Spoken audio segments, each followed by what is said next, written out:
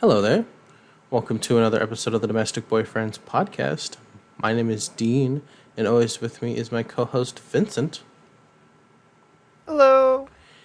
If you are new joining us, this is a podcast where we talk about video games, comic books, hobbies, interests, and anything in between because we like to talk. We are going to be continuing our new series where we're going to be going through the beginning of season one. We'll start with season one and then maybe take a break depending on what comes out and what we want to talk about. But season one of the Cartoon Network show, the Moonscape original Code Lyoko. The first episode, we talked about the first three episodes. We're going to be doing 3 episodes every batch. We're changing this to a weekly formula just to get the first season out of the way. Because once we get to like the middle of the first season, I think like that's when we start getting into some larger things to do with the story, which as we go along, it's really interesting to see how this show handles a nearly 2-decade difference compared to how some shows in the modern times are. So, I guess to start us off, the first episode we're going to be going over is the 4th episode of season 1, titled Logbook. Now, Vincent, what do you think based off of this title we're going to be talking about today? Well, tell you what, it's not.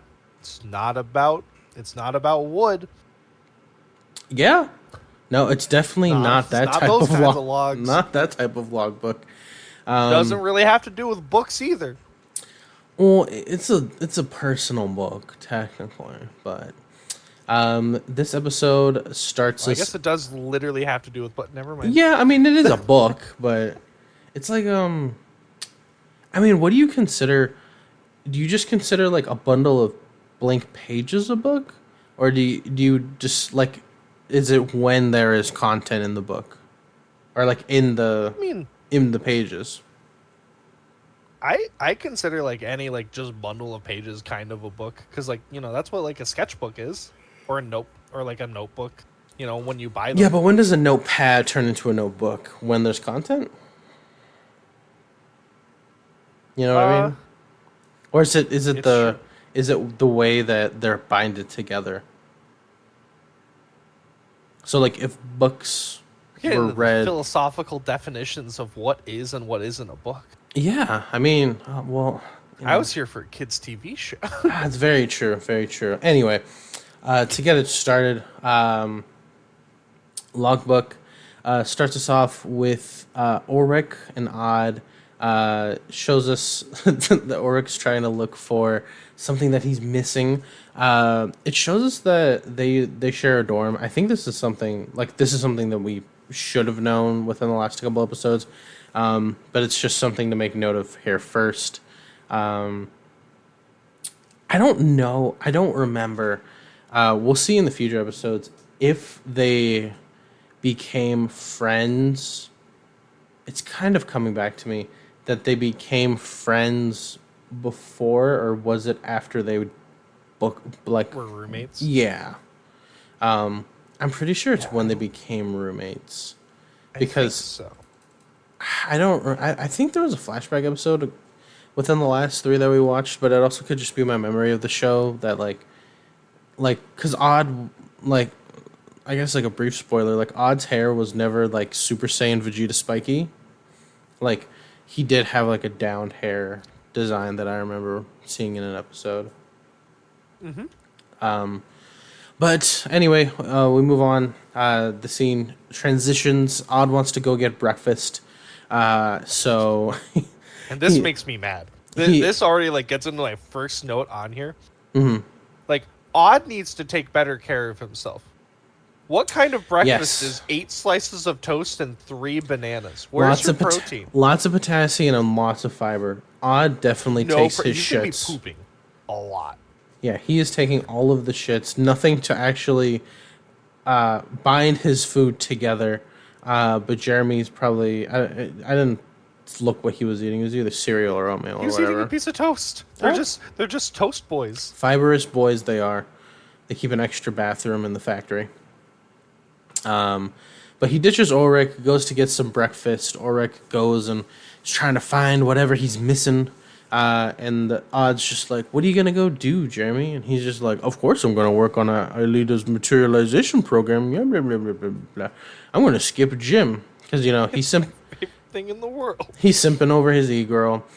Yumi meets up with them, and in the altercation, they see Ulrich with Sissy, their favorite person.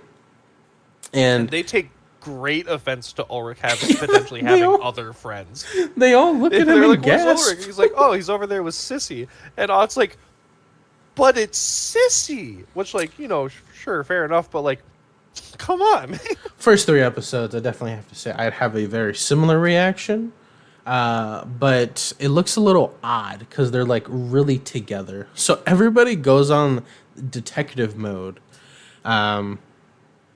And I put down in my notes, Herb is the nerd, apparently, because we got Nicholas and obviously Sissy, but it took 4 episodes for us to actually get the nerdy guy's name, and it's Herb.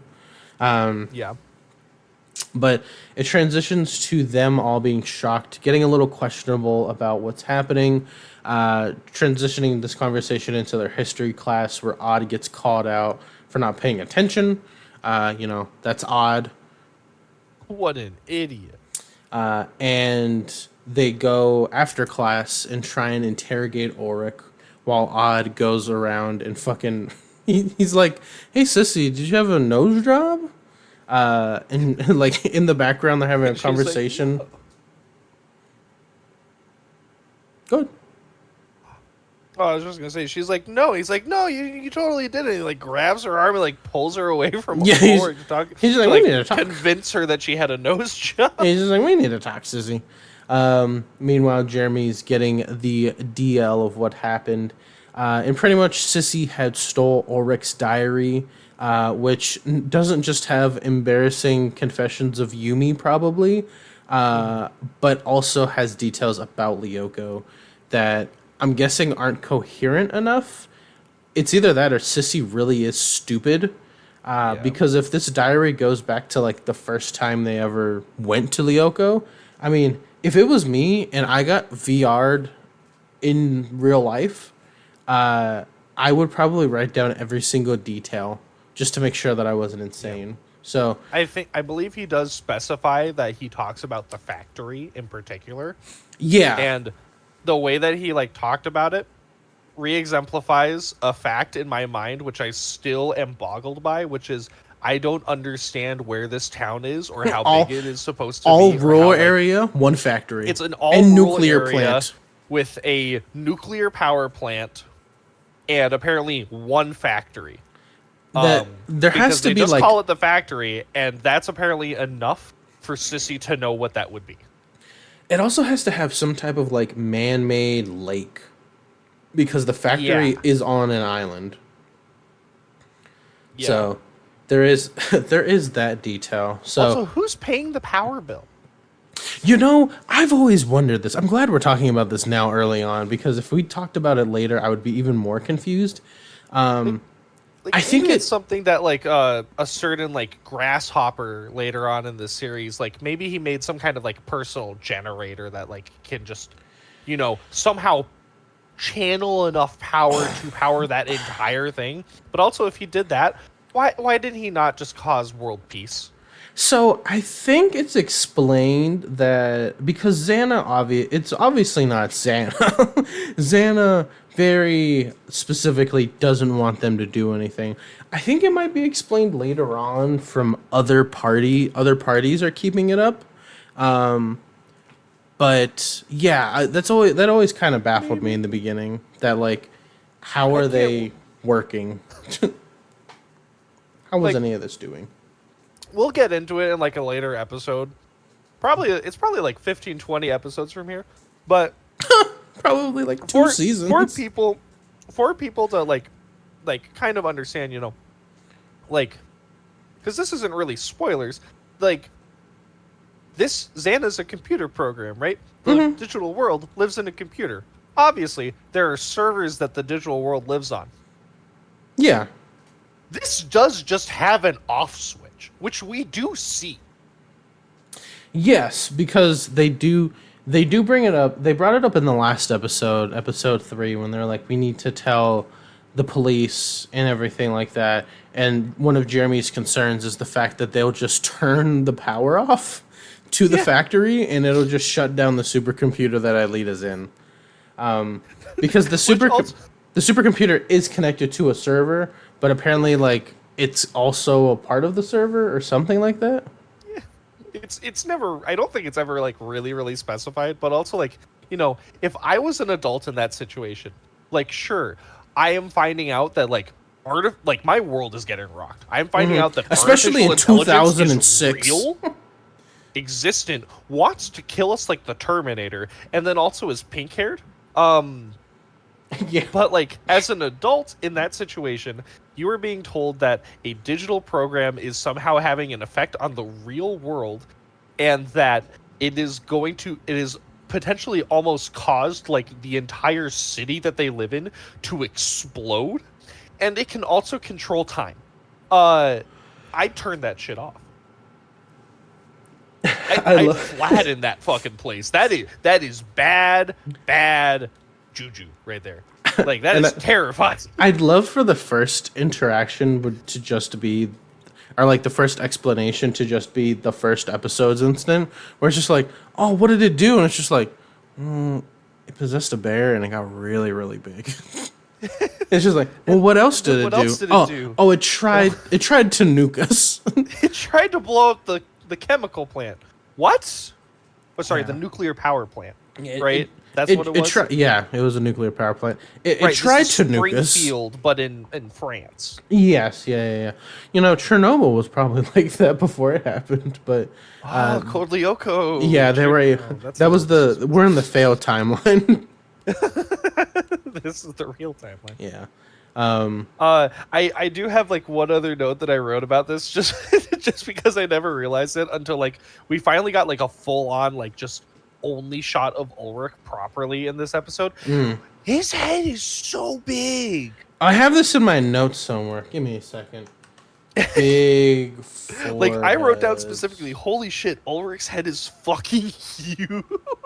Foreheads? I have it in my notes here somewhere. Yes. Like, everyone's head is just kind of big, but like Ulrich's got that like Sakura forehead going on. I don't know where the... Oh, I do have it. That's literally like 2 lines down. That's literally 2 lines down from my notes we were just on. Is that everybody's fucking has huge ass heads. I think it's because... No, okay. So, it was...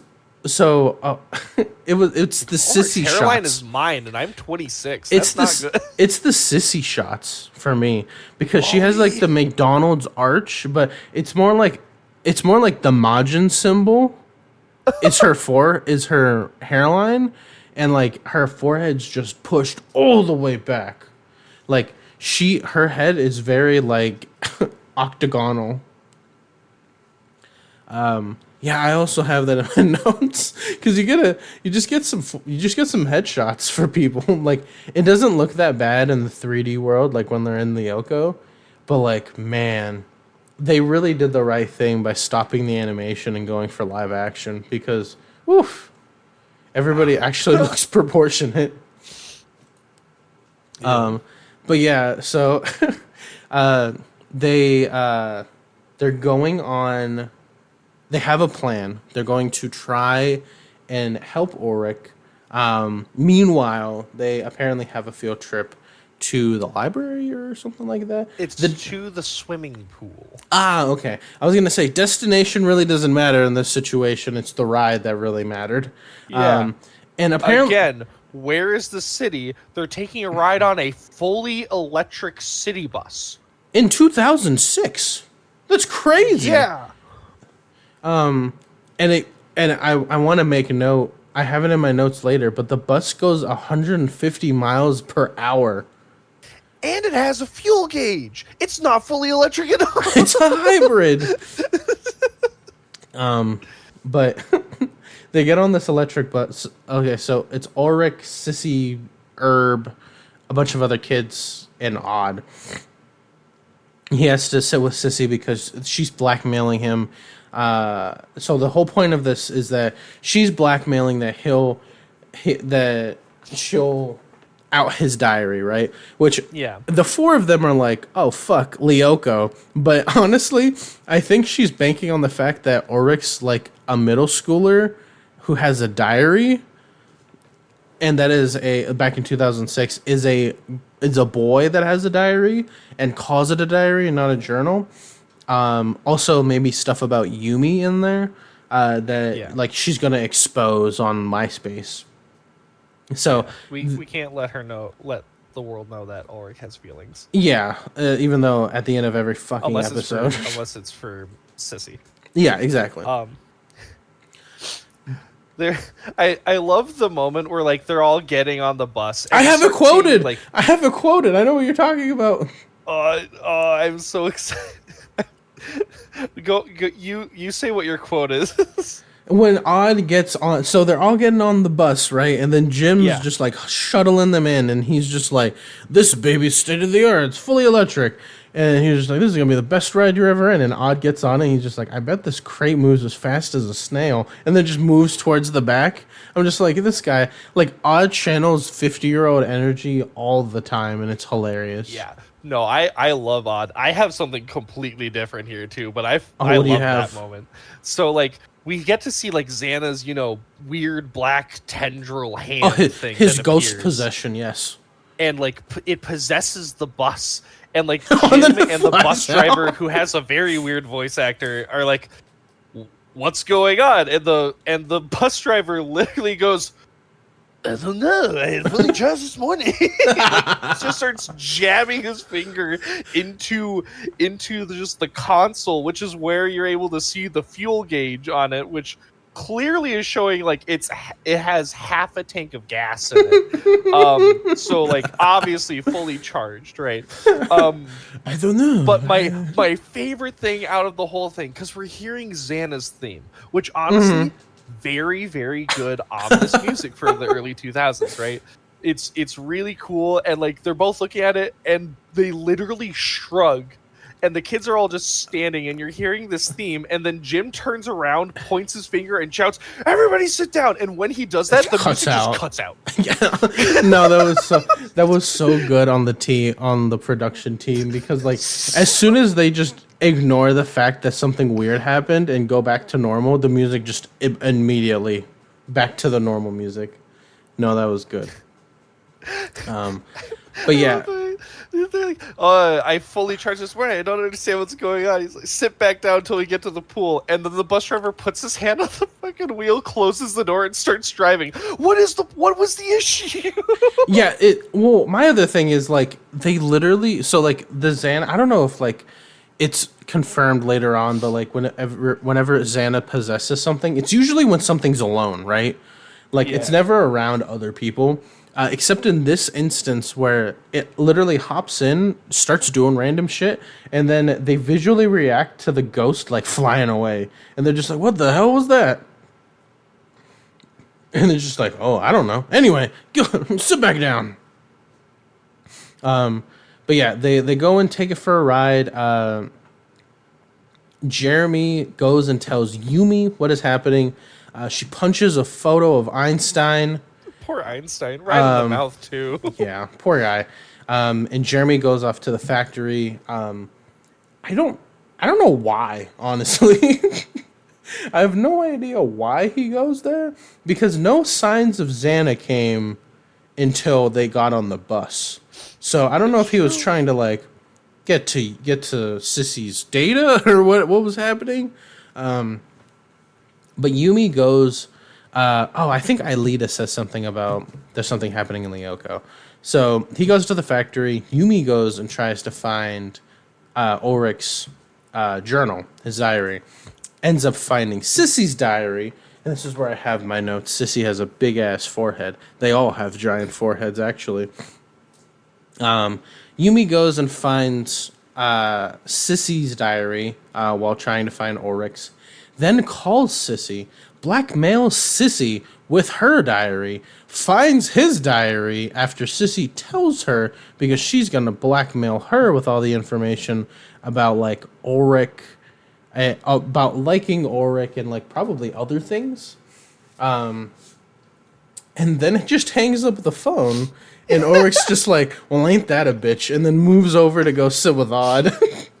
And then Sissy's just like sitting there, and then Herb pops up from the seat behind her, just like, "Oh man, thank God that guy's gone." Yeah, I wonder when he was gonna leave. Like, oh well, like, I have it quoted. I was wondering die. when that guy would get off your back, and then she's just like, "Shut up, Herb," and then just like huffs and looks away outside. But you missed a very important part. The part where they bring up the Xana attack that is clearly going on, because like Odd and Ulrich are on the phone with Jeremy, who's talking to Alita, in the forest zone, the best zone. But we still haven't seen my favorite zone. Really, really sad. Ice zone? Yeah, Ice Zone's my favorite zone. Besides Sector 5. Spoilers. It's pretty. Oh, Sector 5 is so cool. Spoilers. But the bus is only going 20 miles an hour, and like, and they're just like, he's like, it's so slow. And the bus driver's like, I don't understand. No. I Jim's have it just like, floored, and it won't. It just won't go. Jim's like, what's happening? And it's just like, I don't know. Yeah, and they're on the phone. I'm like, it must be Xana, and like, it's brand new. It's brand new technology. This is obviously probably the first ever fully electric bus, Especially in that town. full of kids. It is moving at 20 miles an hour, which Odd already had said it was going to. Obviously, this is Xana. Okay, so that's what it was. But Jeremy was heading to the factory already, I think, due to Aelita. I could be wrong. No, he was just there because he wanted to talk to her. And then they called him, and they were just like, Jeremy! Maybe they assumed that that Sissy stealing Ulrich's diary must have been Xana. Which, if it was, that would have been an incredible plot line. Possesses middle schooler just to blackmail other middle schooler he wants dead. Into dating them. Yeah. Xana's into that Ulrich head. Xana's like, you know what? I really like what you do in Lyoko. Give it to me. That triangle attack's really cool. Yeah. Can you triplicate me? But then we just go on a wild ride. Just Xana's flooring it. After the slowness, Xana's like, you know what? I need to turn on the NOS. And then just goes over 90 miles an hour through traffic, ignoring everything that's happening. And the bus driver's like, I don't understand. I've got no control. But his hands are just up in the air the whole time. He's not even trying to like gain control. Also, they're going so fast. And then the scene transitions over to Odd and Ulrich just walking up the front of the bus like nothing's happening. You're just like, what's going on with the bus? And they're just all standing still, and Jim's just like, go back in your seats. Like, no one's feeling the G-force. They're just all just like, what's happening, man? He's like, I don't know. Like, I'm not doing anything. Dude, the fucking, like, power that must be in their shins to be able to not feel the force of the bus. Because, like, there's a shot of them, like, just standing there posed up. Yes! Not that's really what I doing mean. anything. And, like, Jim's holding on for dear life. Bro, Lyoko has trained them so... Like, it's like when Kirito came out of Sword Art Online, and he was, like, swinging the wooden katana around, and his sister was just like, man, that's usually super heavy, and he's just like, yeah, I've been doing other things, like I used to have 2 of these things, and then like it trains his muscle, which isn't even muscle memory, like his brain, his actual memory translated into his body working correctly somehow, like artificial muscle memory. It must work the same thing for the Lyoko kids. I'm going to bring it up later, but I feel like these guys experience death every single time, because every time we see them come out, it looks like they're dead. It looks like they just got revived from the Lazarus pit. Yeah. No, absolutely. So we get to the point where, you know, it's going like super fast. And then they're on the phone with Jeremy, and he's like, you know, Aelita's going to an activated to an activated tower, or an unactivated tower.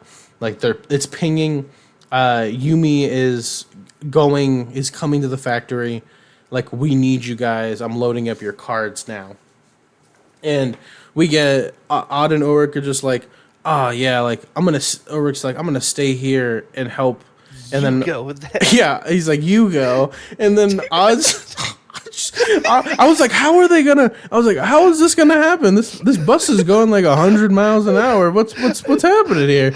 And Odd then walks up to the fucking front, and to Jim's absolute horror, opens the door and just jumps. shoots himself out the door, literally unscathed, no torn anything, out of a bus going, we see in the next frame, 150 miles an hour. And Odd's just like, oh yeah, I'm good. And then just books it to the factory. Also, and like Jim's screaming about this. No one else is screaming. I would have suspected like the entire bus to be like, "What the fuck? He's dead!" Yeah, but he just gets up. So but also, and like I make a point about this later on because like we briefly see it because Jeremy's trying to like pinpoint them somehow because that's just the computer he's using, and he uses it later to like figure out the whole projected course of this bus somehow. Based on this roads? bus is currently moving 150 miles per hour. It is going in a straight line. Yes. How big is this city that they live in? Yeah. No, you bring up a great point. On the Autobahn. What is happening? 150 miles an hour. They would have made it to their destination. They probably passed. Xana probably took them on like the byway and made them go off an exit to go in a Yui to gain like more momentum or something like that. Maybe. Because I don't think they live in a town. They must live in like a mega city. To go from their academy to what we later find out is like, what is it? The power plant? No. This is the petrochemical station. Yeah, they're driving towards a chemical station, which also like this has a nuclear power plant, the abandoned factory, the one school that's a private school. Yes. And a chemical plant. Yeah, a petrochemical plant. So Odd just survives a deadly car crash, books it to the factory. Yumi makes it to the factory. Jim's wondering how he's going to keep his job. Yeah, Jim's just like, oh my god, I'm about to, like, we're stuck inside of this crazy vehicle. Like, what's going to happen? Keep in mind, after Odd does that, Xana's just like, oh, we ain't having that again. And then just locks the... Oh, no, he doesn't do that. He permanently locks... No, it's because Jim's trying to figure out what the fuck's going on, so he starts cutting wires. And then when they try to open it up and they're like, right. We need to jump too. They're like, we need to jump too. And he's just like, you idiot, you cut the wires to open the door. And he's just like, oh. Literally, he's like, oh, oops. Also, when Odd gets down into the sewer, which, like, I don't understand. Like, they must have, like, skateboards and scooters set up everywhere. Because it's so big. Because it's so big. It's such a big city. Every corner that leads to the factory is huge. Every corner that leads to the factory just has a skateboard. They've been stealing skateboards off of Academy property, like, since they started going to Lyoko. They're like, oh, we need this. Like, it has to. Like, this can't just, like, happen to be the same entrance, because if it is, did Jeremy just walk all the way to the factory? Because his scooter is there. Yeah, that's also true. And there is a third... Yumi is at the factory, and there is a third skateboard there. Yeah. They're like, it's an IRL game as well. Once they get to the checkpoint, everything heads back to where it spawns at. Yeah. No. And like Jim and the bus driver are like crawling around on the ground, just trying to make sure everyone's secure and stuff. And I hope this bus driver gets fucking fired because he's a creep. Because he like gets up to like where Herb and Sissy are sitting, and like he's talking to Herb. He's like, kid, calm the fuck down. Yeah, Which he's is just the like, problem. "Stay calm." Herb is like freaking out. But then while his hand is on the shoulder of Herb, so he's touching a student now. Yes. He's looking at Sissy and he says the line, "Does the little girl need help?" Yeah. Not very comforting. Sissy's like, there. "The little girl does not need help." Yeah. Not very comforting there, weird electric bus man. But the way that a lot of these episodes are gonna go is we have the problem, and the problem is usually the most fun part, and then everything that happens in Lyoko, which we'll go over a little bit. So between the issue that's happening and stuff happening in Lyoko, Jeremy figures out that Xana's trying to like literally catapult this fucking bus into a petrol station and cause a big kaboom. Yumi and Aelita are going to try and find the tower. Ulrich is trying to communicate between Jeremy for the kids and everything. And then Sissy gets up and is like, "Hey, I'm sorry." Really randomly, by the way.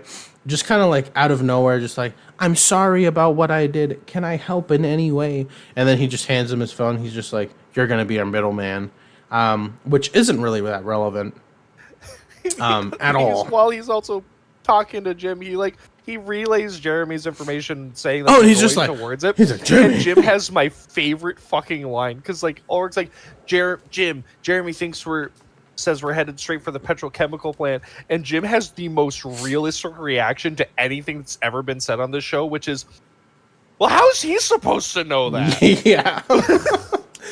For all he knows, Jeremy's sitting in his bed. He's just like, "Well, I think you guys are gonna be flying into the Empire State Building." Just like random off the wall shit. But meanwhile, while they're about to get freaking Tokyo drifted into a gas tank, Yumi is having the worst day in fucking Lyoko because her and Aelita are in the forest area. No, it's not in the forest area. It's in the desert area. It's in the desert area. They're getting chased around by a mega tank that is apparently a stand user and has a roaming sandstorm around it at all times, which I'm just saying, Xana, just do this every time. It doesn't even have to be in the desert area. Do this in the forest area, do this in the snow area, do this anywhere, and I guarantee you the amount of damage and like confusion and discourse you caused in this one time will happen every single time. Because the mega tank is like, you can't hit it until it opens up. Yeah. But the sandstorm just like gives everybody minus 20 perception, apparently. And no one can really function inside of it. Yeah. So you have the mega tank chasing them around. What is that? Calling all... Oh, fuck. So while they're trying to deal with it, I have this quote here. It's called "Calling all cars," and it's the cops. The cops are chasing the runaway electric bus, and it's not like calling in additional units. The cops are just like calling all cars, and then it just transitions over. I'm just like, what the fuck is that line? I don't know if you noticed this, but like after that has occurred, we never see the bus driver again. He jumped. He's just kind of gone now, and the only people that are talking and like really matter on the bus are Sissy, Ulrich, and Jim. And Jim's immediate reaction to seeing the cops following them and them like having to like jump back and forth between which side of the bus they're putting their weight into to, I guess, maybe try to knock the bus over because of the turns that it's using. That's my best guess, because they never clarify what they're doing. Jim's immediate reaction to them doing that is being like, "All right, guys, we only have one hope. We should jump out the door at 150 miles per hour. You locked the door." No, he was like, "We need to jump out the windows." No, he says jump out the door. He says try the door. What a dummy. And then like nobody brings it up. Everyone's just like, that's not a good idea. And then Jim's like, "You're right." And then he like punches the window. this like random glass break in case of emergency, gets a hammer out of it, breaks open the window, and almost immediately falls out of the bus. Oh, what was it? I have the quote here. I have the quote that Ulrich says. What, Jim? Don't you like it here? Yeah. As Don't Jim's, you like it here, Jim? Screaming and almost having his face get peeled off on concrete. Oh no, that is good. Meanwhile, in Lyoko, they're struggling here. Sometimes Yumi gets bodied. Yeah, no, it is crazy. The Mega Tank takes a while to charge up its blast, but apparently this one fucking forgets that. Yeah, that one is CC 0%. Aelita, she like shows some weird ass abilities within the next couple episodes. I put Aelita is God. She just creates a platform from singing. She can just sing and everything goes. She's like a Disney princess. Odd gets sent in. Yumi just gets fucked by the Mega Tank. She literally is laying down and takes 2 hits. She didn't even get up. She got hit, moved a little bit, and then got hit again, and then just not really good showings from Yumi when it comes to how her Lyoko stats go. I love. I have this quote. I don't remember where this is from. Oh no, this is when Odd's going in and Yumi's Odd's going in and Yumi just got beat by the Mega Tank. Jeremy starts crashing out. He's like, "Aelita's alone. Like, someone has to get in there. We need to help her." I was just like, "Oh my god, he's really crashing out about his virtual girlfriend." Like, guy is going crazy. The emotion if you guys watch this episode, when it comes to this part, he sounds like he's distraught about like someone about to run somebody else over, like someone losing a 1v1, like when Gohan was getting beat up by Cell in the Cell games. Like, oh my god, someone help him. Oh, what was it? And I don't know when it's supposed to happen, but like, Aelita can attack things. I don't know why she doesn't. I wonder if there's like actually a reason. So her powers are very limited until an event later on. Then we do see that she's a competent person. Okay. But she's always like kind of like a support. She's more like a cleric, in all honesty, when you look at like their roles. Like she can't do like a whole bunch, because she can do some supporty stuff. But Odd comes in, and then she says the weirdest, most uncanny valley thing. She's like, "Welcome to our world." Like, very, very, very weird.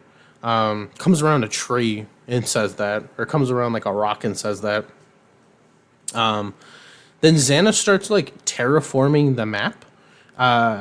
He literally just starts like creating more like cracks in the platforms and starts moving everything around. And then what was it? Spin Kid. Do I have this? Oh, yes. So Odd and Yumi, not Odd and Yumi, Odd and Aelita are getting chased by the Mega Tank that has the Darude Sandstorm. Getting chased by him. Odd makes the most MLG decision, grabs Aelita, throws her, like a big throw, like Mark Henry throwing Wolverine, trying to imitate the Hulk with a fastball special, throwing her across the ridge, and then doing this like spin roll. Yeah, he does like a spin jump and looks super cool. The Mega Tank just falls into the endless digital sea. And then, she goes pretty normal Code Lyoko things. Everybody's about to die. Aelita goes into the tower, types in Lyoko. We get a shot inside of the chemical plant, like literally seconds away from dying. The bus fully drives in, and there's 3 cop cars that followed it in. Yeah.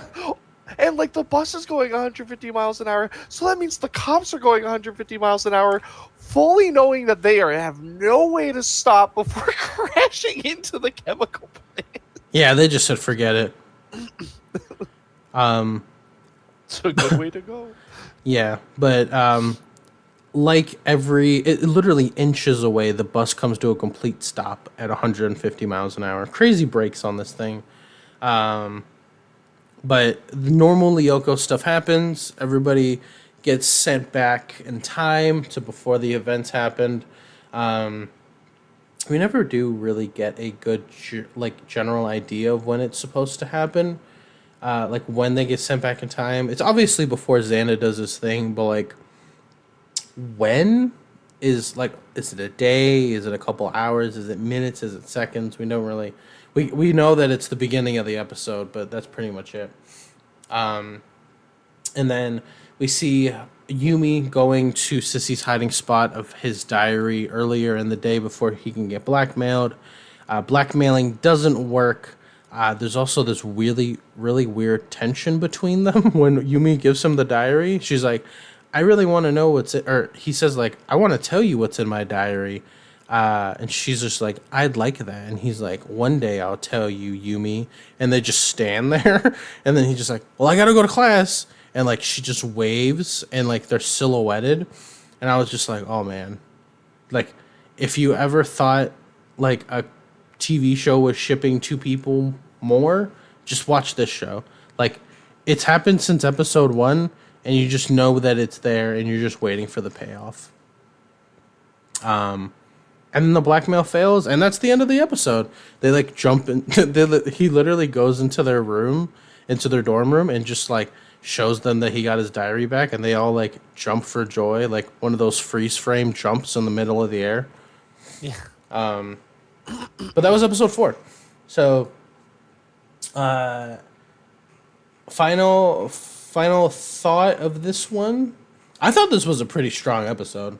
This episode gave me like a heart attack every like 5 seconds for the wild shit that happened in it, and I honestly like love it for it. This is easily one of the most entertaining like episodes of like a children's cartoon I've seen in a long time. Yeah, it's definitely the 150 mile per hour bus and everybody just either jumping or suggesting to jump off is really what gets me. Everyone was just ready to jump. Like Jim's just like, we all should jump, but then the second that he is about to fall off the bus, he's just like, no, help me. As if the jumping was gonna make it any better than him falling. I thought you liked it here. Don't you like it here, Jim? And it's the strain on Ulrich's voice. Inside. The strain on Ulrich's voice when it happens, he's just like, what do you... Because it's him and another kid pulling Jim up. He's just like, I thought you liked it here, Jim. In the most sarcastic voice ever.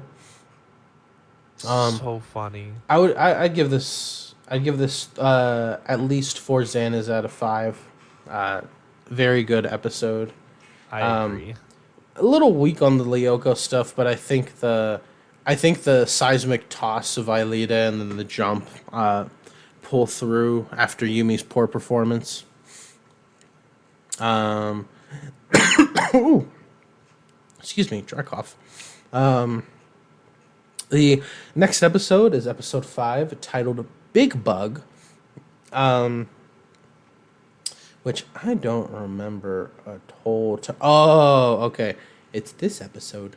Never mind. It's the Kiwi episode. Yes. It's the first of what will be many episodes. For those who don't remember, because we briefly met him, we're properly meeting him for the first time in this episode. Odd has a pet. Pets are not allowed at Caddick Academy. But for the most part, nobody actually gives a shit that Odd has one. And in fact, a lot of the time they actually really love it, and they are seen like petting the dog. Also, like, this is a great dog. Also, most of the time when people find out that Kiwi exists, Xana attacks, and it just happens to work out for them because their memories get rewinded. Yeah. No, exactly. There will be many of these episodes where Odd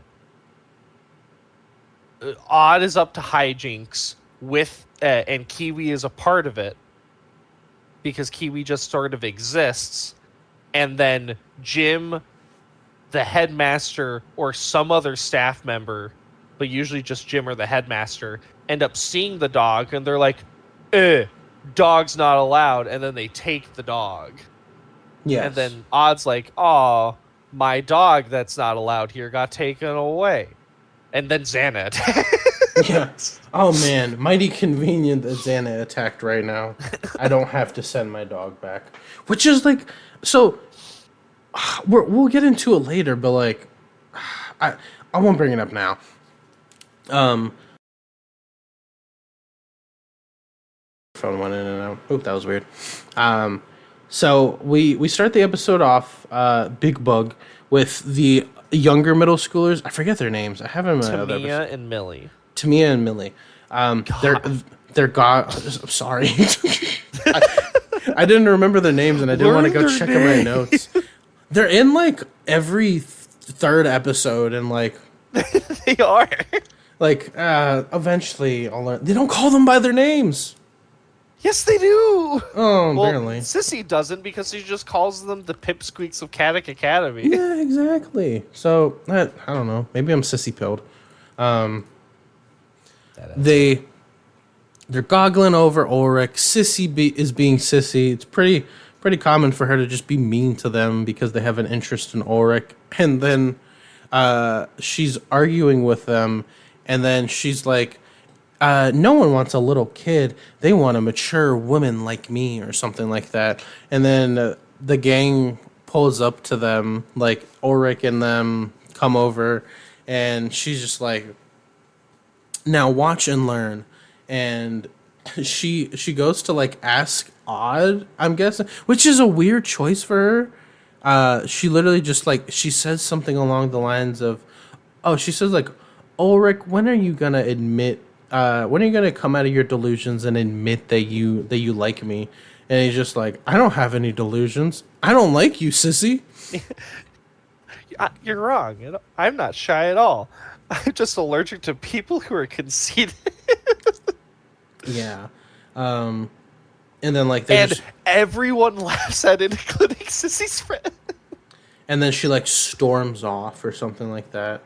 What is it? I have this quote here and I don't know what it's from. What's the quote? You ought to be a dog trainer when you grow up.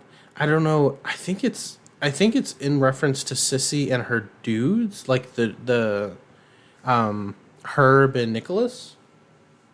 Oh yeah, no, it is, because like they like look like they're cool. They're like trying to like intimidate them, and then she's like, calm down, and then he's just like, you ought to be a dog trainer when you grow up. But after everybody laughs at Sissy for being Sissy, Odd and Ulrich go to feed Kiwi. Yumi goes to visit Jeremy because she's jealous that Sissy would make an inference that Ulrich likes Sissy in any way, because Yumi does not know how to function with her emotions as a middle schooler. Yeah. Which it's a funny banter between Jeremy and her, because he's just like, are you jealous? And she's like, no, I'm not jealous. I just don't think that Ulrich would like Sissy. And he's just like, well, who do you think he'd like? And she's like, well, I don't know. And like they go back and forth. Meanwhile, Ulrich and Odd are like, you know what we should do? We should prank Sissy because, we're dicks. So Yeah. they They send. were just like really mean to Sissy this episode. Yeah, this for no episode. reason. Yeah, for no exact reason. It's not like they were bullying. I mean, they were kind of like getting at Millie and Tamia. Sorry. And yeah, big fan here. It might be because of that, because she was being a dick to them, but I honestly think this is just like them being mean. It was for fun. It was for sport. Let's be honest. Sissy gets a text saying to meet me at the garden shed, which was from an anonymous text message that she assumes is Ulrich. Yep.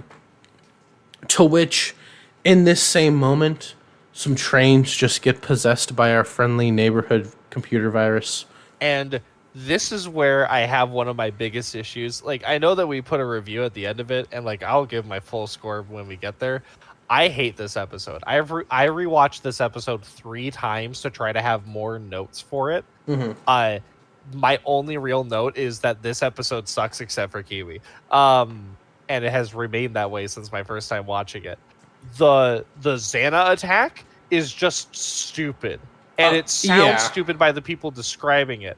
Because Xana takes over 2 trains that are on like opposite sides of town, which for all we know is the entire size of Europe.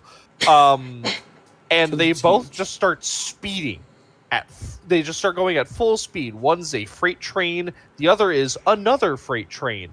Neither have people on it, which the 2 people who have never voice acted before and were brought into this are telling each other. And like the one main guy is like, "Oh, there's an eye on my computer," and like the woman's like, "Well, neither of them have passengers on it. They're fully like automatic locomotives. How long until they collide?" And the guy's like, "Oh, there's going to be 46 minutes until they collide. But train 37A is a special freight train carrying highly toxic chemicals." What the fuck kind of Dr. Seuss plot is going on right now? Yeah. I do want to preface that it's not just those trains. Xana has apparently taken over the entire world's train network, which sounds a little bit more ridiculous. But yeah, the main objective of Xana is just to cause the country's this main computer system. Yeah. all of the train systems, which in the background the news plays about like how certain cargo aren't making it on time, so it's causing delays. And then just in the background they're just like, "Oh yeah, and then this other one's going to collide with the other one, and then toxic chemicals." The picture that they put up on the map when they're talking about how the country's computers are affected and the trains are having issues? No, I don't remember off the top of my head. It is a weird picture of like, the world map. And it like we're getting to see like basically what the world looks like for the first time in this series, and it looks like Europe and Africa have like combined into a new Pangea. Maybe that's where they are. My big thing that that would make sense. We're going from one side to the other.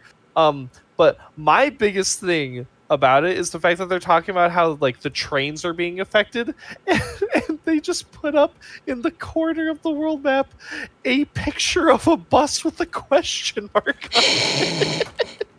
What? Interesting. They're just like, "Hey guys, remember that issue from a couple weeks ago with the bus? Remember that? Is this a coincidence? I think not." But we transition. So after, that's pretty much that's the Xana plot. Like, I don't think we have to really go into it because like that's pretty much it. Like, you get the rest, the other stuff that's happening is way more interesting. So, what is it? So after they see the news, because they see this news while they're talking about Sissy and everything, they split up. Jeremy goes to the factory, of course. Yumi goes to find the boys who are pulling the prank on Sissy. The prank is hiding Kiwi inside of the shed, who then pops out when Sissy opens it and then gives her kisses. To which she's not satisfied with. She yells at the boys. The boys walk off. And then Kiwi, the most well-behaved and best listening dog, gets told by his father, Odd, go back home. To which Kiwi looks at him and he's just like, "All right, cool." And then he just starts walking back to the dorm. Like, the door, when he gets there, the dorm room is like open. Like, it's the door's open. What if it was closed? How was he gonna get back in? It's true. Was he just gonna like paw at it? Was he just gonna become human size and just like grab it? But to which the second part of the second plot of the story initiates, where Sissy gets an idea of, well, since dogs aren't allowed on campus, I'm gonna fuck this up for Odd. Snitches on him. Tells the principal, who is also her dad, by the way, about it. Jim takes Odd to the principal's office with Kiwi in hand. Poor Kiwi. We love him. And to which, during this, Yumi finds them, who has been calling them for hours, apparently, to tell them about Xana. And, well, what was it, 46 minutes? She's been calling them for a couple minutes, because we have 46 minutes on the timer for before the world's craziest train crash happens. And she scolds them because they turned off their phones because they were hiding from Sissy during the initial prank. And then Odd can't go to Lyoko because he's getting punished and has to go to the principal. Yumi and Ulrich head towards the factory while trying to ignore Odd's shenanigans. They get put in. What is it? They get put in. They start running towards the tower. They like verbally announce how like it's quiet, but it's quiet, but too quiet, literally out in the air, to then be bombarded by four of my favorite enemy, the blocks, who are just crabs like with blocks on their head, which are their biggest weak spot. Enemy designs. I do like a lot of the enemy designs. We haven't seen the wasps yet, right? No, we have not. We have not seen the wasps yet. What a cool enemy. Very underrated enemy, by the way, because all of the rest of them, although the Cankerlats and like the difference between the Cankerlats, the crabs, and the blocks, obviously besides size or how fast they move, because the crabs move at like this kind of like medium to slow pace because of how the long appendages work, but they have the size of their body and their weapons to make up for it. The blocks have the speed of a Cankerlat. In some ways, they're a little bit slower, but I put them at like a medium speed, and they have like the Canker. They're pretty much just like bigger Cankerlats in a way, with the what they have. Except like they can make as like an actual vehicle if people just wanted to ride them because they have no way of getting them off their head. But they get in. They want Aelita to get to the tower as soon as possible because, you know, deadly chemical. Yumi takes her towards the tower location, or at least where they think it is. My boy Ulrich pulls up to them in a 1v4 situation and uses triplicate like it's his only ability and just starts knocking them out. My dude Ulrich has, like, out of all of the abilities we've seen so far, Ulrich's is probably like the most busted because of his abilities. I'd say odds, just based on like passive things that he can do, being his like future sight that comes in randomly, his agility. I hate that he can see the future randomly, and like it confused me on the first episode. I was just like, what? Yeah, it happens in like the next episode, and we'll like talk about it specifically. But like, they don't really cover that Odd just has this ability. He just has it, and like can't control it. It's very it. nonchalant because like he like leaves Lyoko and walks up to Jeremy. He's like, Jeremy, I had a vision. If any of my friends came up to me and said that, I'd be like, okay, what do you want? Yeah. What are you on? What did you do? But I guess it's fine since it's Lyoko. But we see in the real world, Odd gets a visit with the principal, and they have to stay in the detention room with Kiwi until Odd's parents have to pick him up. I'm gonna come back to the point that I originally was talking about in the beginning of this episode. If they're driving to come get Odd, why was he going through TSA in the last two episodes? He was just going back home. It's true. He was smuggling Kiwi. Which, you know, is illegal to do. And if his parents have to come there and smuggle Kiwi back, that's a whole nother problem. You know what I mean? So yeah. Where was he going? Why was he going through TSA? Is this like a it was faster to fly type of situation? I don't know. But that really bothered me. Meanwhile, Ulrich's taking some W's. Jim takes a big L by trying to take Kiwi out outside because Odd was trying to create a distraction for them. Because or Odd was trying to create a distraction because Jeremy's like pinging his phone. He's just like, Xana, SOS, like we need you. So he needed a way to get out of detention and go back to the factory, and then just leave Kiwi with Jim. Yeah. He gets dragged away by him. Big L for Jim. By the time he gets back in there, Odd leaves, and Kiwi didn't pee outside, but he peed inside the classroom. Big W for Kiwi right there. Big W for Jim too, because even though like Jim is like having to took away Kiwi and whatnot, he's still taking care of him. Also, he gets Tamia and Millie like make fun of him. They're just like, no, but they know that's his dog. They know that's not his dog. They know that's Odd's dog, and they're just making fun of him when he's trying to like get Kiwi to pee. They're just like, "Aw, little dog for the big man." It's messed up, man. All this Jim hate going on. Yeah, My poor guy. They get teased, so they have to tease back. Ulrich pretty much clutches most of the fight. He 1v4s and takes out 3 of them before he gets deleted. Odd gets sent in. Yumi uses her like occasional telekinesis and throws the rock at the block, which seems like, you know, everything's fine. I put in my notes, it doesn't seem like a very good power. She also doesn't seem like she's good with it. Might be hard to focus, question mark. This telekinesis power might be a detriment more than a benefit.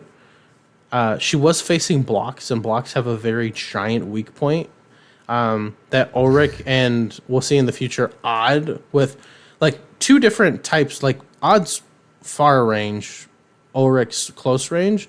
They can use that like to their advantage, and like they take them out pretty easily, right?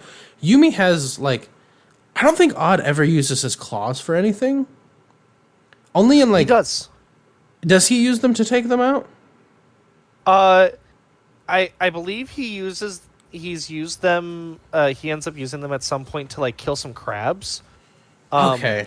Like the main thing he uses them for, which we've already seen and will like continue to see, is climbing. Yeah, so his acrobatic skills. But like, I do believe he kills some enemies with actually just like scratching with them. Okay, so far we've only seen that he is a far range, or at least like he has to use a ranged weapon. He's definitely a ranged weapon user. Whether he's actually proficient with it, I mean, knows? he did like he was literally 2 feet in front of a Cankerlite and then just got shot. So, you know, he let that happen. Sure, but I bring this up because like so stupid.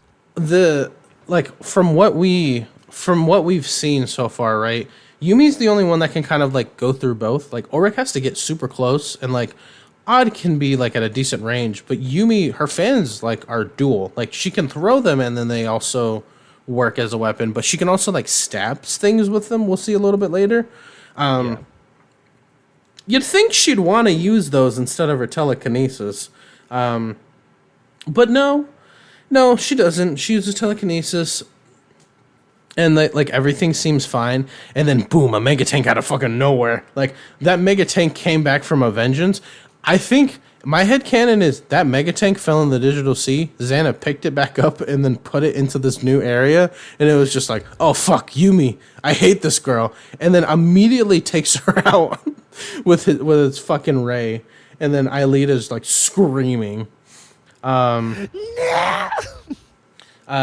And then she pulls. I have in my notes. Aelita pulls the same Avatar shit from the last episode, and she sings to the mega tank. Yo. To like, I forget what she does. She like causes like another terraforming shift or something like that. Odd comes into this instance of Lyoko just to get himself sacked. He literally just like runs in front of the attack. I have in my notes here, makes a really weird moan during the scene. Because if you go back and watch that, like, not just him and Aelita are like sharing a moment there, and it just is really weird and slowed down and made me uncomfortable to watch. But he didn't actually like beat the mega tank. He just kind of let Aelita get into the tower. And then normal Lyoko stuff, like we said. Return to the past now. Jeremy said it. The trains don't crash into each other. Huge W. That shot that Odd did, he was like far away from the mega tank. You know, when he killed it with his laser arrow after getting shot. Okay, he did. Okay, so it was like a... Oh, so he did the gets thing that... shot by it. He takes the hit for Aelita, goes down, and then he's like, laser arrow, and then shoots it. And, like, you know, he's very far away. I'm saying this now not to be like, see, Odd's really good at his job, but to set up for being mad in the next episode. Okay. And then Return to the Past now. Jeremy actually says it. I have it in my notes every time he says it and doesn't say it. Because it took 2 episodes for him to say it. He didn't say it in episode 4, but he says it now in episode 5. The change now is that the prank is, instead of without Kiwi, they text Herb a very similar message to meet Sissy in the shed as Sissy, to which Herb thinks this is his confession and tries to make out with Sissy and knocks her on the ground. And they have it recorded on a camera, and it's very funny. It's still mean and still unnecessary. Yes. But she doesn't know it's them because they don't come out about it. So they don't get reported to her dad, the principal. And then there's like this odd 10 seconds before the episode ends of Yumi and Auric just staring at each other. I make note of it every single time it happens. He was like, oh, that was so hot of you to do that. Yeah, that prank. Mentally like, I love it when you mess with a poor woman's emotions and feelings. Yeah. Fuck her. What? It was in like episode like 2 or 3, right? Where like they were like Sissy and Jim were like dying in the gas, and like Sissy said like that really, really sad thing, which was just, I really want to hang out with them and spend time with them, but they like never give me a chance. Which like also like, you know, Sissy does really fucked up shit, but also like, if all she really wants is to like actually be a part of that friend group and for Ulrich to like her, like, sure, she goes about it like in a really bad way to like try to have it be the thing. Mm-hmm. And that doesn't excuse her bad behavior, but like, no one deserves this. And why are you taking a picture of that? To be able to look at it in the future? What happens if that gets circulated? You know, like, that's... And like, didn't they like say in the episode like, I can't? Yeah, no, they say that they're gonna give it to Tamia and Millie. Like, for the news, yeah, for the news, and it's gonna circulate everywhere. Like, what the hell? You're more of a bully than she is. Yeah, but the episode. Like, we're the main characters. We do it because it's fun. People uncomfortable. Us and our powerful shins. And our time manipulation. We are the controllers. E-girl. Yeah, and our e-girl that our e-boy is really crazy about. I give this like a 3 Xanas. I don't particularly hate it. It's very... You bring it up in the beeline plot with Xana. Honestly, could have been anything, because the other things. Honestly, if it was like Xana possessed Kiwi or Xana possessed Sissy to snitch to get them disoriented or something like that, I'd buy that more than Train that really didn't have any impact on them, because it's like a thing that happens in the background, and everything so far has been stuff immediate to them, right? Like the bear literally rampaged throughout the school. Apparently the school is right next to the nuclear power plant. And then more recently, in the last episode, two of the Lyoko warriors were on the bus. So, like, comparatively, this attack from Xana, even compared to the bear, is very small and kind of unrelated to them.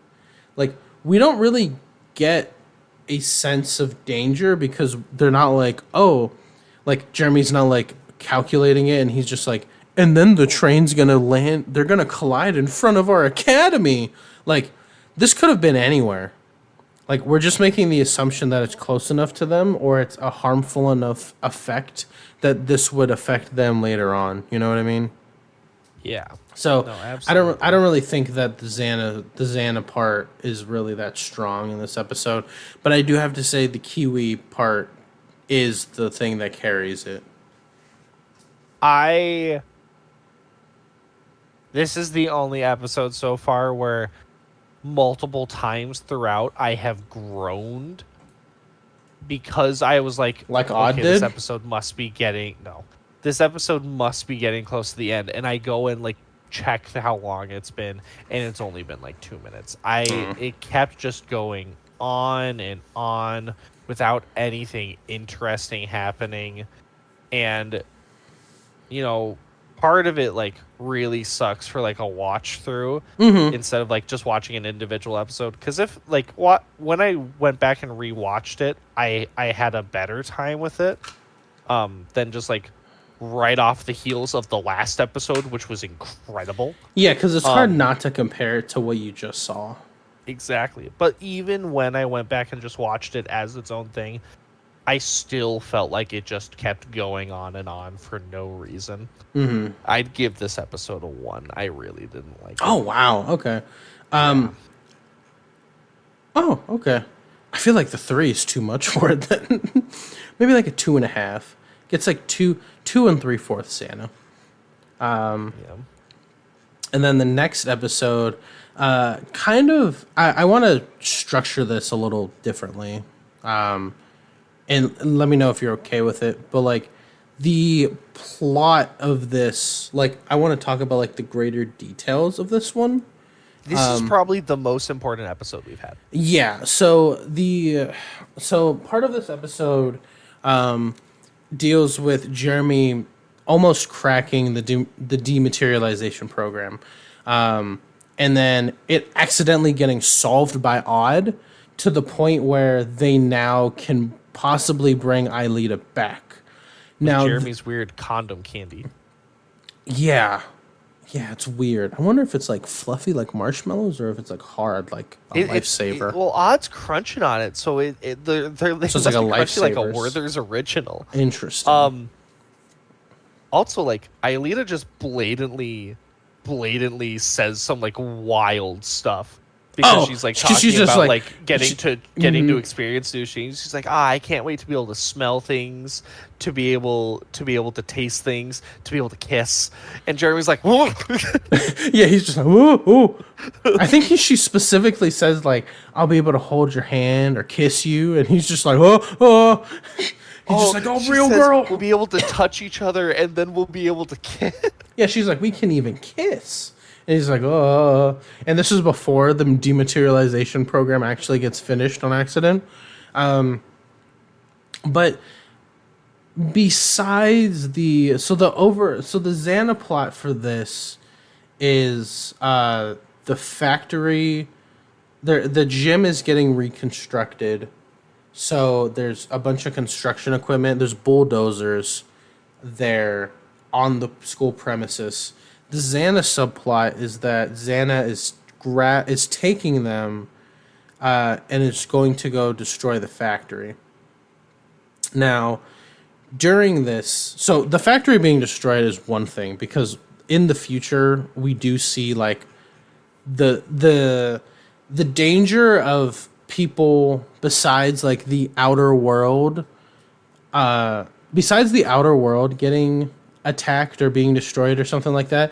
The idea of something happening to either the people in the factory or the factory itself are some big points that come up more than once. Never in the same way, but the Xana attacking the factory to stop them does come up more as we go along in the series. But Yeah.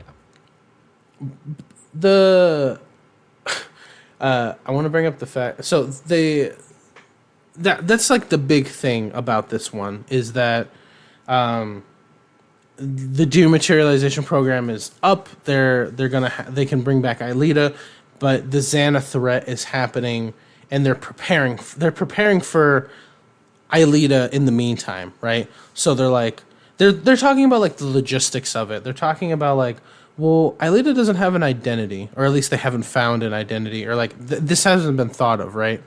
Like Aelita doesn't have an identity. She's not enrolled in a school. What happens if we just bring this random girl into existence and like there's no evidence of her ever existing prior? They all make very, very good points. Like they're very smart middle schoolers to think of all of these things before they literally bring life into the world. So they mull it over, and then Jeremy can't sleep through the night and stuff like that. And then they wake up to the sound of the construction equipment and everything like that. They go into Lyoko, and I there are some points in this that like bring. I'm going to talk about the end here. So anything in between, I do have notes about the in between. But if you want to talk about some in between points, like when they're in Lyoko or stuff about the construction equipment or the dematerialization program, go ahead, and I'll chime in, because we do have like some cool scenes where like Ulrich and Odd are literally trying to brute force these machines to stop, which I think is kind of funny.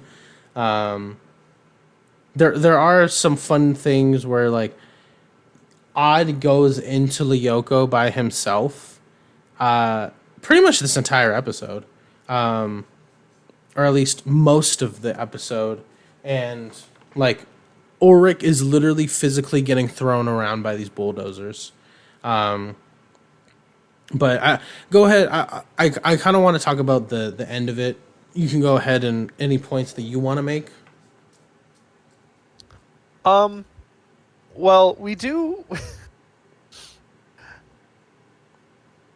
we get to like it's reinforced that like Odd and Ulrich are sleeping like they're roommates and whatnot. Because like the Xana attack ends up happening in the middle of the night, Yes. and like Jeremy's just like trying to like tell Aelita things, and then Aelita's like, speaking of hearing things, and Jeremy just like keeps going, and she's like, Jeremy, there's an attack happening. And he's like, what? And then he rushes into Odd and Ulrich's room and starts like shaking them awake and shouting that there's a Xana attack. I've never been to a private school before, especially not one where I live on campus. Mm-hmm. How is he not waking up other people? The door's wide open, and he's literally screaming at the top of his lungs, there's a Xana attack! To the point where Ulrich's able to hear him through the earplugs that he wears to sleep because Odd snores like I do. He's like, huh? He's like, what about Xana? He's like, why are you wearing earplugs? He's just like, I'll tell you later. Yeah. And they they get outside and see the Xana attack happening because Xana takes over the two like bulldozers and start driving them. And so Odd and Ulrich hop in to them to try to like maneuver them somehow. Try and take them out or stop them from what they're doing. Yeah. And Odd immediately like gives up on it, which like is the smart thing to do for sure. Understandable. Ulrich stays to be able to monitor it and give live updates. Also very good. Very good planning. You guys are in middle school. You are very organized. Some might say like, too organized. I like this episode quite a lot for a lot of reasons. But the main reason I like it, because it's all in the forest. They call they get into Odd gets into a 1v5 against the Cankrelats, which they called the Roachsters. In the wiki, Yes. there is no reference to them being called Roachsters.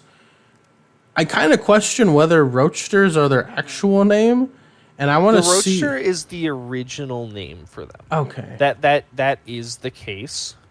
There is a similar thing that happens with the wasps, because they're actually called hornets later on, but in season 1, they had a different name, which is the waspsters.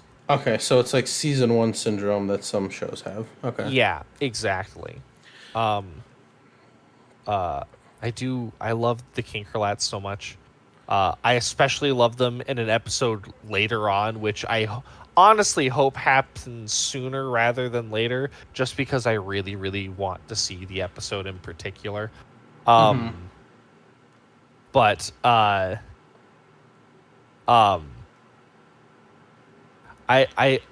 love being able to see all these like old designs, because it just brings back so many memories. And they still hold up. And they still hold up. They look fantastic. They move great. The sound design on them is great. It's so much better than like the tarantulas and the creepers. I can't believe he said it. Look, it's pretty creepers and the tarantulas have flesh-colored limbs. Like, it's just weird and uncomfortable. The tarantulas are the best thing in Lyoko. They start coming. They start crawling around. They literally, like, I love in the scenes in the later seasons, like when they're in Sector 5, they like see the tarantulas just crawling around, and they have to like take positions like they're like they have to start taking positions like they're roller droids, and like ready themselves with their blasters as if they were giant bazookas. They're amazing. I love them. You know my stance. I've already said, like, my favorite enemy is the crabs. Like, we'll get into it like later on, and I won't say what it is, but like, I think everyone can kind of agree what the best enemy design is, which is the Scyphozoa. The Scyphozoa is fucking the awesome. tarantulas. Yeah, exactly. Love the tarantulas. Yeah, tarantula spelled SCY, P other letters. Zoa. Zoa. But we see Odd go into a 1v5 against the Roachsters. And there's this 1v5 makes me very mad. They make this line, like he's struggling, and then Oryx just like, or not Oryx, Jeremy, who's like currently getting his factory, like the factory is currently being bulldozed. He's just like, this is like a real threat too. Like, yeah. The bulldozers are like taking out the foundation beams, but also because like I prepped it earlier on, because this is very important information. I think Xana was just like randomly suicidal in this episode. Well, so like that's because the thing.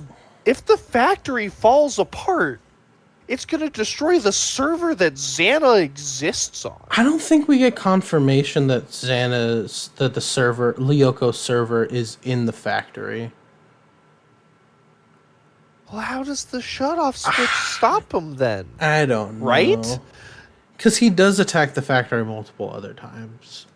I don't know. True. Because he is a virus that like can travel, and like I do see later on about that, but I don't know. I guess there's no real confirmation on it, but like, it always like irked me whenever Xana attacked the factory, because I always just assumed that like that's where Lyoko is. Yeah. But like, if there's a place to do it, if there's a place to attack, like, that is the one. That is, it'll stop them. Maybe it's the whole, well, if I can't win, I'll take them down with me kind of scenario. Mm-hmm. Yeah. Odd's fight against the Roachsters makes me very mad. Odd apparently only has 10 arrows per virtualization. Yes. That is a big nerf. That is a big L for Odd. Yeah, big L for Odd, especially with the fact that he like just uses them willy-nilly. Like, we've seen him have really good aim, like in the last episode, and he just for some reason can't hit a single Roachster, or also just like chooses to not attack and instead just like does this like weird dance dodging bullets. And Jeremy's like, odd, kill them. And he's like, easier said than done, but like he's not attacking them. And yeah, Jeremy's just like, can you hurry it up, Odd? And I have a quote here. He's like, you want to trade places, Jeremy? Yeah, like, Odd is very much a 70-year-old man. But there's this awesome line where Jeremy's like reminding Odd how many arrows he's used. He's like, careful, Odd, you've used 4 of your 10 laser arrows. And Odd's like, yeah, and here goes 3 more, and he shoots 3 and only kills one roadster with it. Yeah, he ends up getting down to the 1v3 on 10 HP, and then like his future sense activates and then shows him shows Yumi falling into the digital sea. Yeah. Which they called it a different thing in this episode too. Oh, did they? Yeah, it wasn't actually the digital sea. I have it written down as the digital sea in my notes. I wonder if it's just because that's what I know it as. Yes, here it is. He gets de-virtualized and he heads out and walks up to Jeremy, who is sitting in his chair like a G, with like concrete slabs falling next to him, and not even being phased. And Odd just walks up and he's like, "I just had a vision. I saw Yumi falling into the digital void." Interesting. The digital void instead. Yeah, and then we randomly are able to get like a POV shot from Aelita's eyes of this mega tank that appears in front of them. Damn mega tanks and Yumi. Yeah, and like Aelita like looks down and sees this hole, and Odd's like, "That's the one. That's the one from my vision. That's the hole." And like Aelita just starts like running towards the tower in a straight line. The mega tank, is this big terrifying monster who's super strong, super hard to kill. If you take one step to the left or right, you're safe after it's fired. And like, not that hard to avoid. The beam doesn't move that fast. Like at times it moves really fast. In this episode, it does not move fast. And so it starts trying to like, serpentine move, which would have been the smart decision. And it goes to shoot, and then Yumi runs up and like tackles the thing into the hole, and then falls into the hole after it and holds on for dear life on this ledge that does not look like she should have any grip on it. And Ulrich's just like rushing up on there. He's like, I gotta get there. And he gets to her hand, and she's like, plot device, and then falls. Yeah, and then just dies. So this is the one point, the last point, because obviously we get the Aelita activates the tower, return to the past now, but Yumi has fallen into the digital sea, which means she doesn't come back. Yeah, so she's fully been virtualized. Yes. So the gang has this kind of like turmoil where they can use the materialization program on Aelita, or bring back their friend Yumi. To which it's a no-brainer that they're going to bring Yumi back. Yumi's like, this also gives me credence that these guys just experience death every time they get devirtualized, or every time they get taken out. Like she's just like, oh my god, what happened?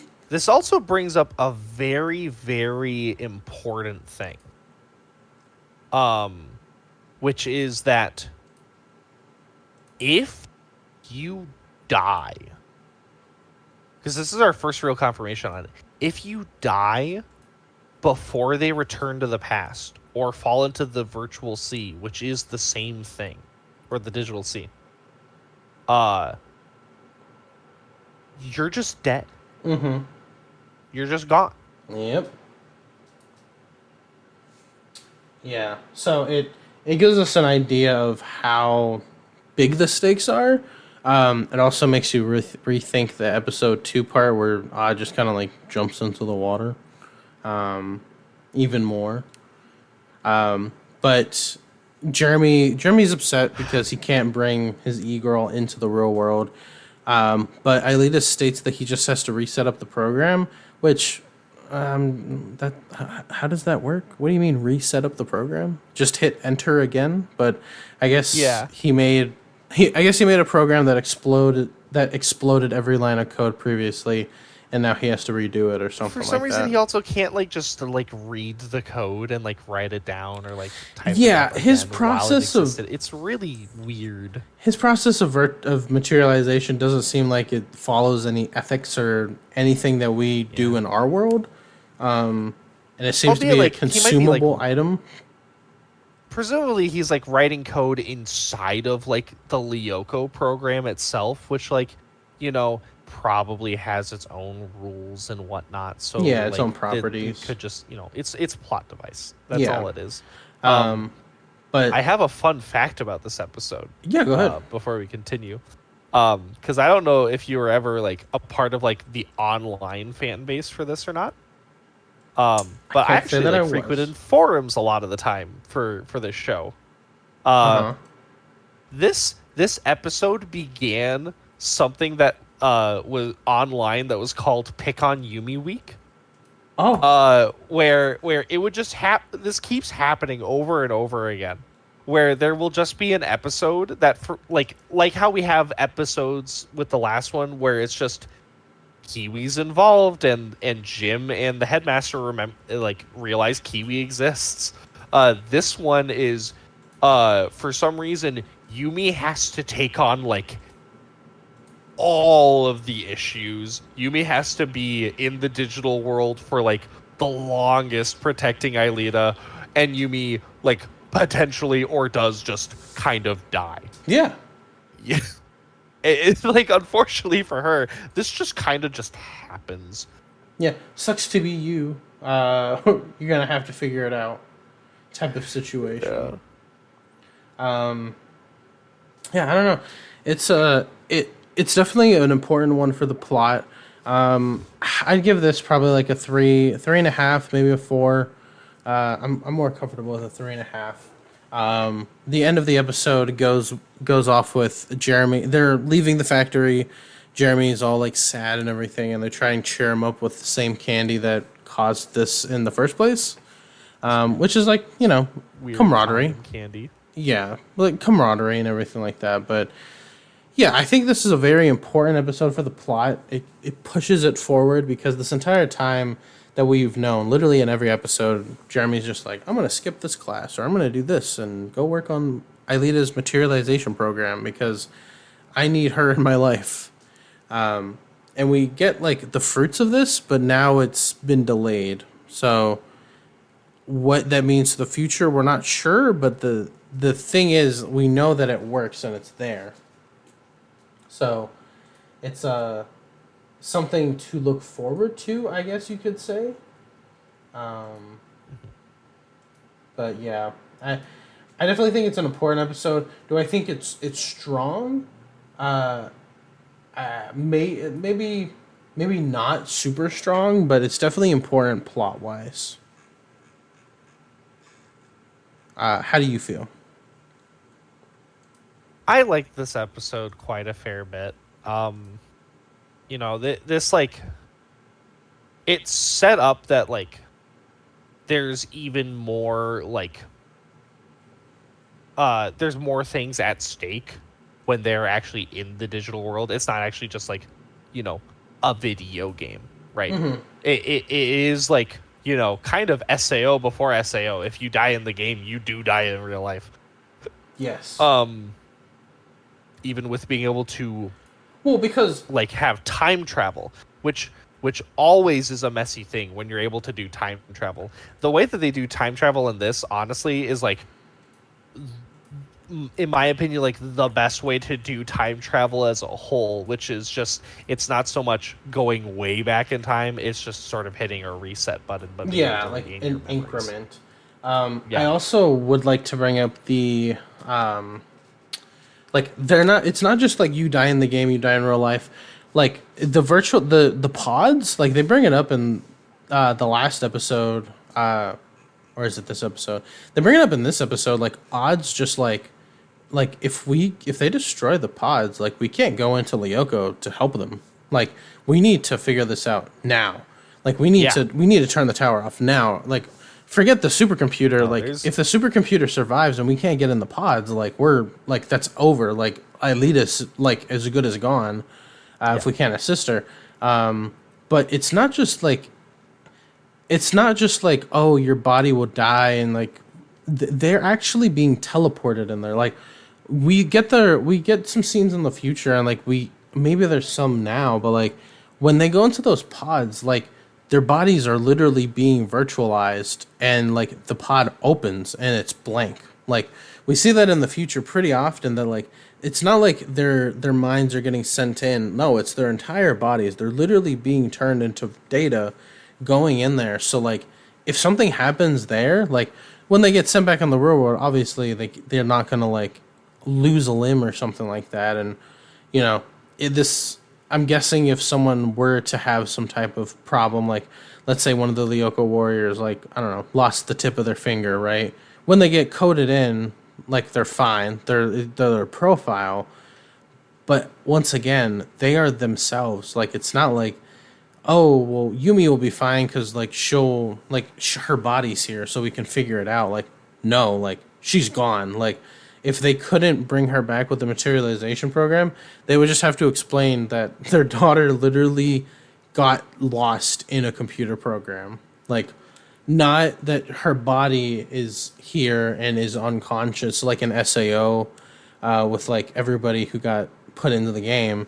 Like, it's literally their bodies are gone. So, the stakes are definitely set more high now. We get to see some seriousness within the story due to this. Some minor setbacks, of course, because the materialization program, or the dematerialization program, sorry, got used by someone that wasn't Aelita. So there's that. But definitely an important episode. Definitely an important episode. What do you rate it? I'd give it a 4. I Okay. quite like this episode. It sets up very important stuff for later on, so I'm just happy with it. And then if we have to give an overall, if I give an overall score to all of these, I'd give them about a 4. Like this batch, we have some good parts of all of them.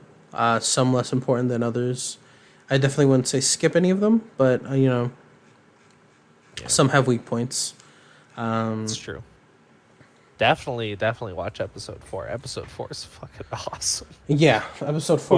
Whoever like was mostly in charge for writing that episode, God, yeah, amazing.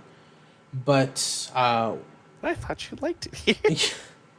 but yeah, that is our review of these episodes. But we're going to be going through the rest of the episodes for season 1. There are 26 of them. That means that we have 20 more to go. So once again, we're going to be pushing these out in batches of 3, maybe more, depending on how some of these episodes go along. But Vincent, if you don't have anything else, I think we're going to close up.